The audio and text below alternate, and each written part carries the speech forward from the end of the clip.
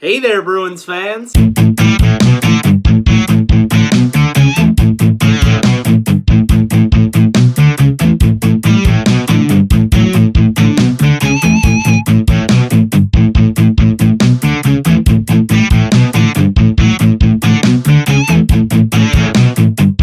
Welcome back to BNG Hockey, where it's always black and gold. The Boston Bruins defeat the Tampa Bay Lightning with a final score of 4-1, and I'm here to recap it. Want to start off with the goaltenders in this one. It's Tuukka Rask against Louis Domingue in this battle of first and second in the Atlantic. Rask grabs his 21st win of the season in this one. That puts him 13th overall in the wins column for NHL goaltenders. Top 15 goalies, not too bad. And I think you're going to see come playoff time that it was great that Rask had Halak this season. Some might argue that Halak is still a starting goaltender in this NHL. He was a starting goalie for a long time there in New York. We saw what he could do with the Habs.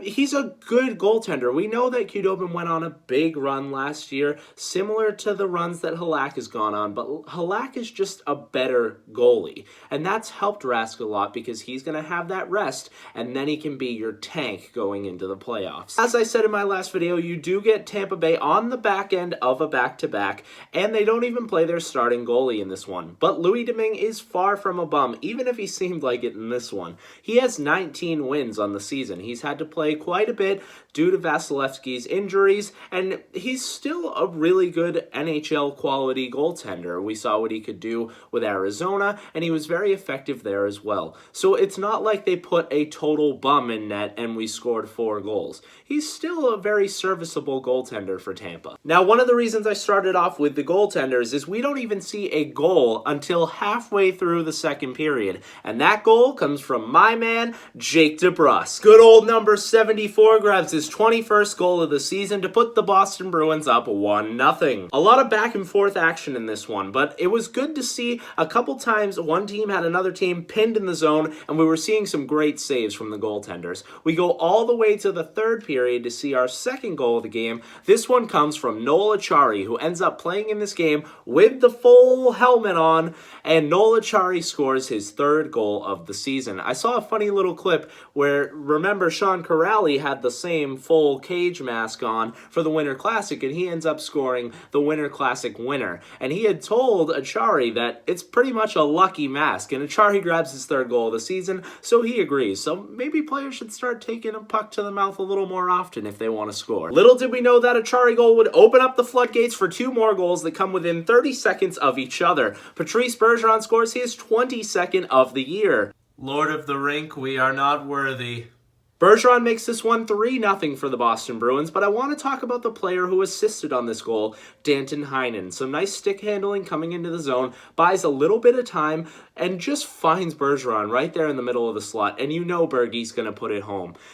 They talk about Tampa Bay's depth a lot, and they definitely have it. I'm not saying that Tampa Bay doesn't have depth. They have some quality players on all 4 lines. But I think you have to remember when David Pastrnak comes back, he's probably going to go next to Bergeron now that they got Marcus Johansson, and that puts Heinen all the way down to the third line with Charlie Coyle, who's not a bum himself. And though he doesn't have any points in 3 games with Boston, I think he's going to be able to step it up. He's playing with Nordstrom and Backes, not the best offensive players, but if he plays with Heinen, you have a player with 9 goals and 15 assists in Heinen now on your third line. That sounds like depth to me. The fourth and final goal we see from the Boston Bruins tonight is Brad Marchand's 26th goal of the year on a breakaway. This was by far my favorite goal. Again, we see Heinen with a great pass to send Marchand in on a breakaway. He is all alone.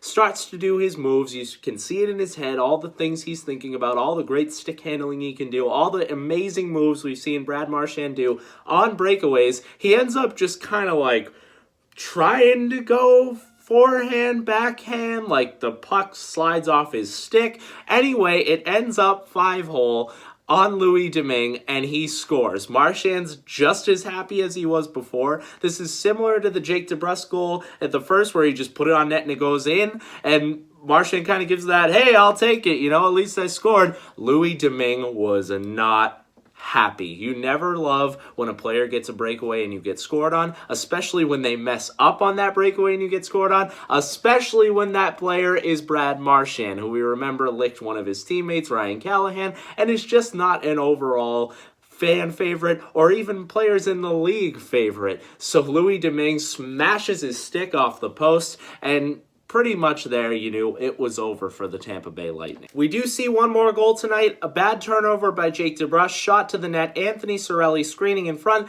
and redirects it for his 13th goal of the season. Now, we did talk about depth before. This is definitely one of those depth guys for Tampa. He's in the bottom 6 and scores his 13th goal, so that's pretty good depth, and you can see why Tampa Bay is so good. There is 6 minutes to go. This one made it 4-1. With any other team, you would probably say it's starting to be over, but with the likes of Kucherov, Stamkos, Johnson, Palat, they know how to score, and they can definitely do it with 6 minutes. So you're a little nervous, but the Bruins hang on, and 4-1 is your final. That's all I got for you in this one. The next time the Boston Bruins play the Tampa Bay Lightning, I will be there in Tampa Bay. If you're pumped to see clips from that video, make sure to give this video a big like, and if you haven't already, subscribe.